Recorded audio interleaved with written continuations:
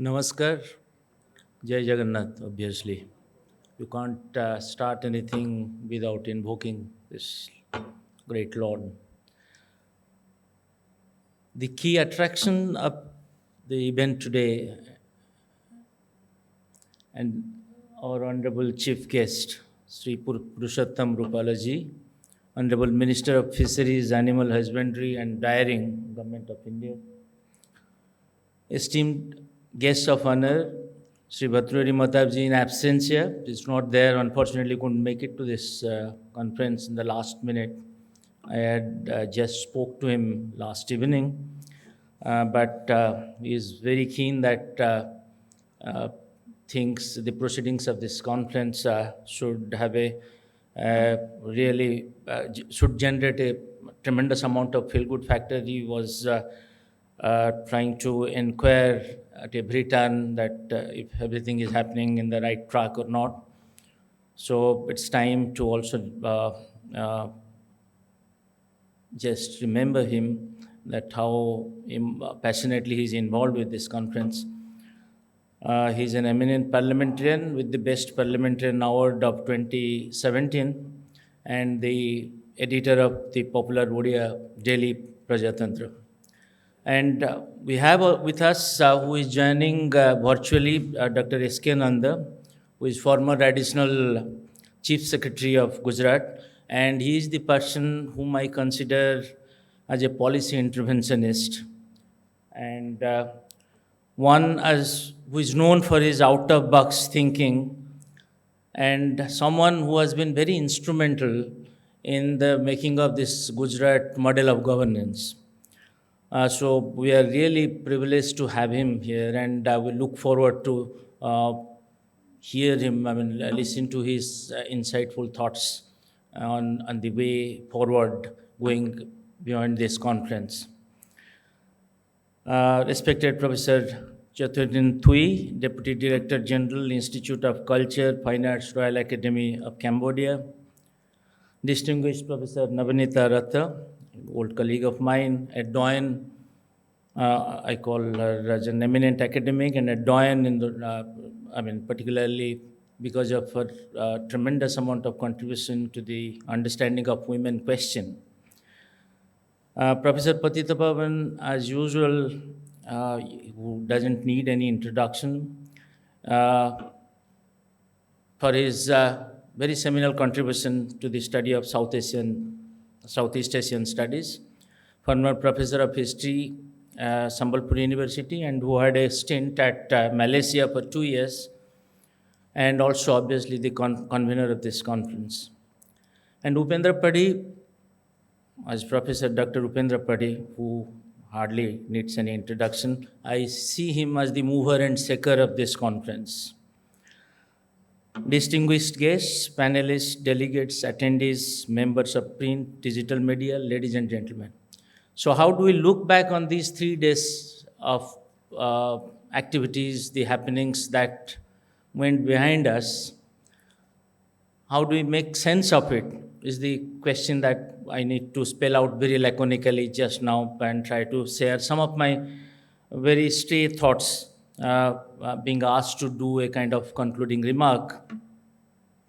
So as we are nearing a formal closure of this 3-day conference, which is almost enlivened by a kind of conceptual journey. I see it as a conceptual journey, thinking through complex gamut of ideas, perspectives, imaginaries, contestations, debates, also backed by lot many documentary evidences. The presenters talked about so many ideas, backed by empirical research, powered by empirical research, archaeological traces.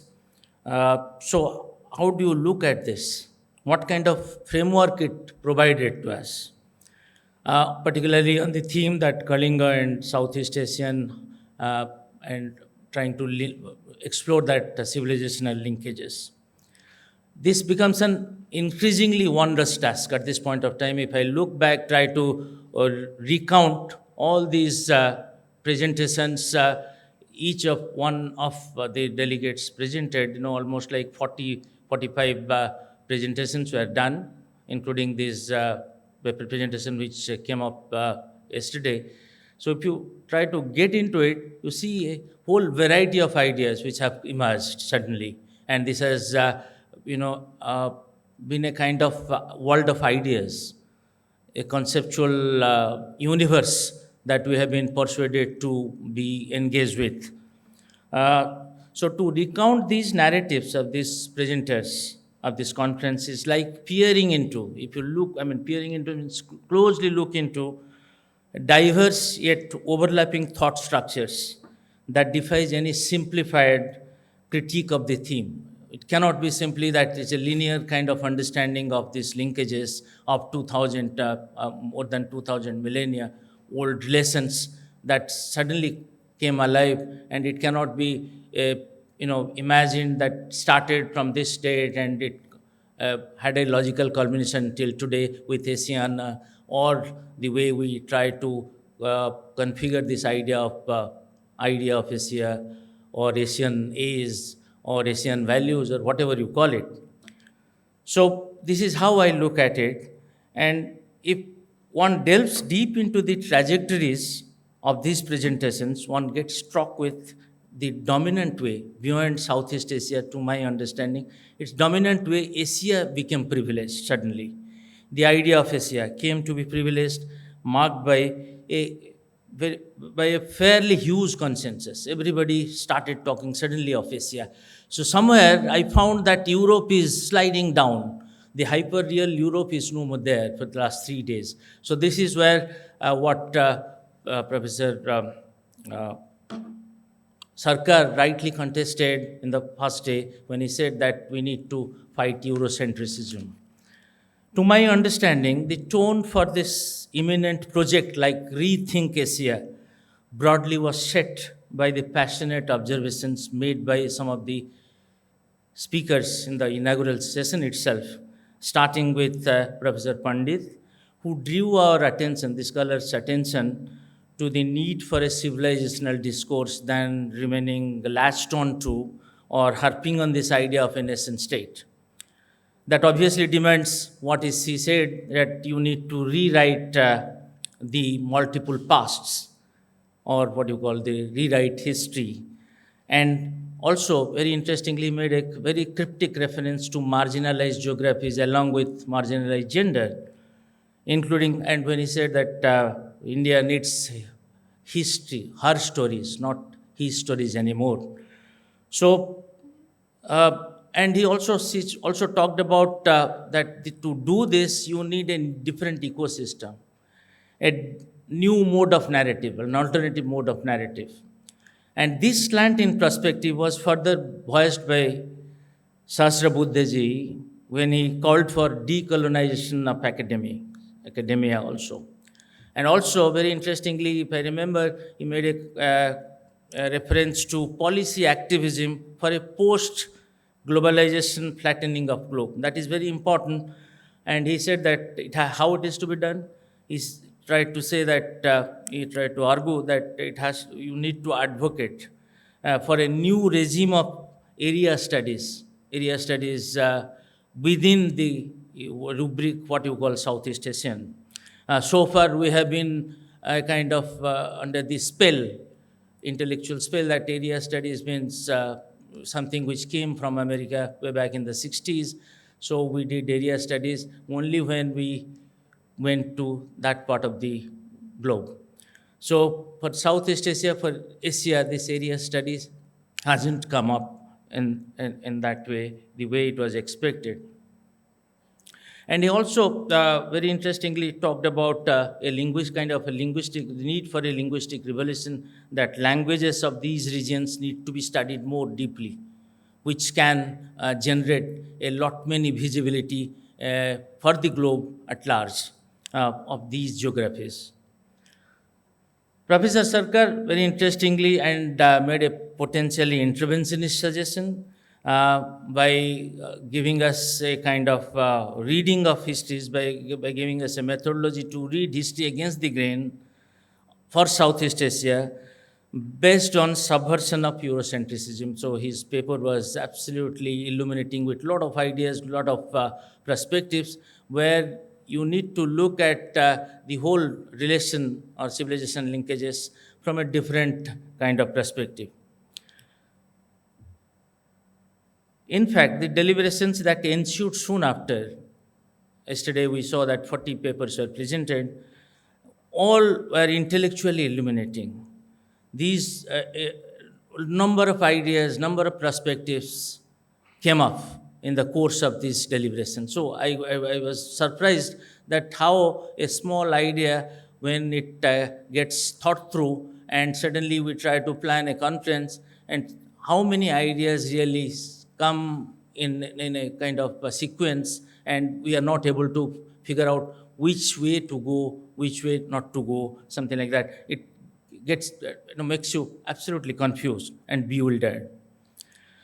But going beyond this, what one could see, one could sense at a more discursive level, if you look at it as a discourse, at a discursive level, one could note these strands of deliberations arguably brought into fore one of the much debated dimension of the post-colonial mode of thought on historicism. I'll not try to define what is historicism, but I'll try to see that historicism, the way post-colonial mode of thought tries to look at it, and the way it tried to situate Europe as the site or home for the first occurrence of the ideas of capitalism, modernity, post-enlightenment, knowledge traditions, everything, everything that gets clubbed with modernity, development, capitalism, everything came from Europe, Europe as the home for this. I think this particular idea got a very serious challenge, got a very serious contestation, got punctured in these 3 days. Because we started to privilege Asia, we tried to talk of Asia, we tried to delve deep into Asia. So there, I think this puncturing came in. This is, if you look at it more deeply, then you see that this is a typical of John Stuart Mill's historicist argument, where Asian, African, and other rude, quote-unquote, rude nations were consigned to the waiting room of history. This historicism, the way we have understood the disciplinary practices of history, we have understood that we are the rude nations, because they are the civilized nations. This civilizing mission, if you try to think through this idea of civilizing mission, then Asia, Africa, Latin American countries are reduced or consigned to the waiting room of history, that sometime in future we will be into the fold of history. That idea came to be very seriously taken up in the very silently, very tacitly within the broad thought structure that all these papers generated. I think this is the most important takeaway from this conference.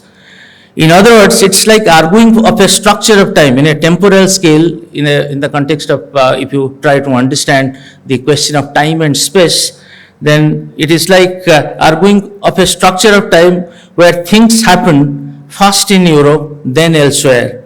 And given this logic, colonies of Europe in Asia qualified into the category of place of elsewhere. That elsewhere place suddenly got reversed in these 3 days. This is how I look back to these 3 days and for this very interesting couple of hours that we spent together here.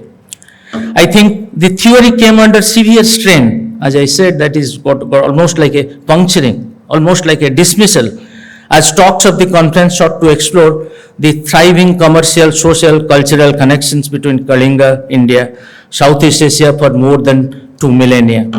More tellingly too, the complexities underlying civilizational linkages between Kalinga and Southeast Asia came to be posed, wherein we saw suddenly a big story, a big narrative is emerging.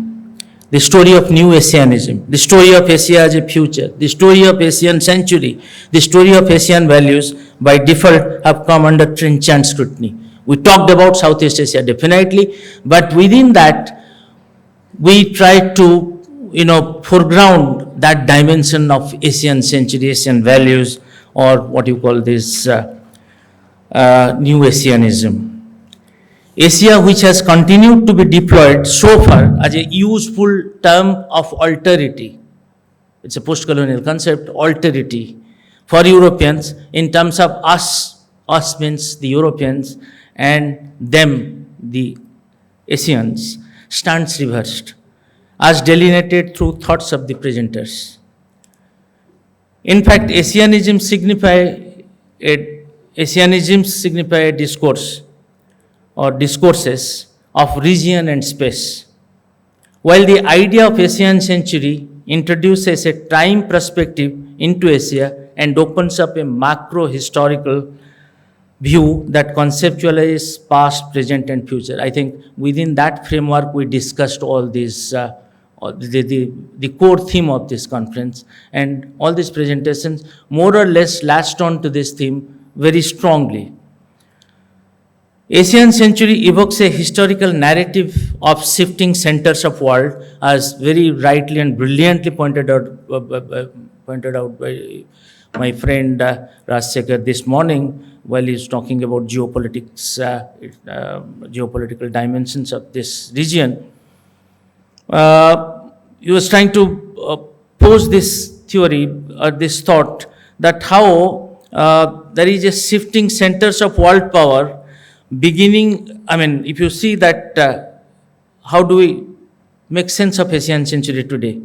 It evokes a historical narrative of shifting centers of world power, beginning with a British-centric 19th century, a US-led 20th century, to that of a Asian-dominated future. He was talking about Bandung and also Nehruvian politics, Nehruvian dynamics, then what is happening after globalization in the 90s. So within that, you could see that trajectory where Asia-dominated future is awaiting. It's no more in the waiting room anymore. We are there. We are already there. We're not to be positioned as in a place elsewhere. So this is what we need to take away from this particular conference. So as we move through 21st century, Asian century has qualified to be a signal phrase for fundamental shifts in the economic and political order of the world. That there is a significant phase of fundamental shifts which is happening,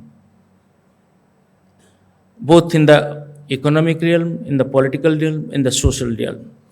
But beyond these apparent happenings in these 3 days, some of the questions, issues, and abiding concerns which have come up more for reflection, and which have brought all these deliberations into starker relief, the way I imagine them, the way I think through these questions can be flagged as such. For me, these problematics can be flagged as whether Asia is given or constructed. Is it that when we make sense of Project Asia, that a hyper-real Asia comes into play? What are the basis and promises of Asian century? What could be the nature and dynamics of the region called Asian in the Asian century? These are profound questions. We cannot simply run away from these questions. As we discuss Southeast Asia, these questions continue to trouble us. It will continue to trouble us. Maybe the next theme for the conference should be on these sub-themes that we can try to fold into another discourse under a different title. Whether there is one Asia or many, even when Asia is one, whether Asians do and can really belong to it?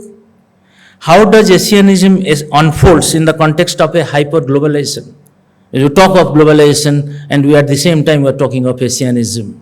How do we make sense of this? How do we reconcile these two positions, the two concepts, and situate them for a kind of politics which is more politically proper or ethically more acceptable? how does Asianism unfolds in the context of hyperglobalization, as I said? What kind of worldview does it exemplify? Who are the producers and exponents and beneficiaries of this discourse, whether Europe, hyper-real Europe anymore, or the people of the global south? How to map the contours of Asian studies and discourse of human sciences? This is a challenge for all the academic or the scholars. Can we make sense of Asian studies in our universities? Running away from the old hackneyed shibboleths of doing European history, European politics anymore, and simply switch on to a kind of Asian studies. What could be its components? What future awaits Asian studies? Can and will Asian studies be Asianized? This is the last question with which I'll stop here. But what I want to say that these are the questions which are going to stay with us. Even if we go away from this conference after a couple of hours, these questions are going to trouble us. What kind of interventionism can Asian diaspora bring in to generate a discourse of Asia and global south? As you are about to leave the venue, in a couple of hours ahead, I think we go back with these questions to be engaged with at a more critical level by each one of us who subscribe to the proceedings of this conference, intellectually as global citizens under the turn of planetary politics. Because we live in a time of planetary politics. It's no more global politics. Enough of globalization. As we shift, because people have started commenting that climate of history and planetary age.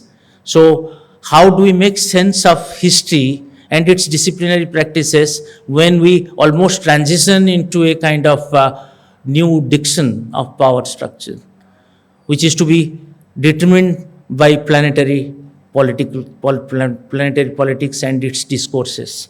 So in that context, how do we make sense of Asianism? How do we make sense of these civilizational linkages between this geography called Kalinga and India, and on the other hand, is Southeast Asia? All these questions have to be viewed from that perspective, where there is a very radical paradigm shift that has to be thought through. Finally, at least One Asia Foundation, as an associate to this conference, looks forward to build on these echoes and questions. Thank you. Namaskar.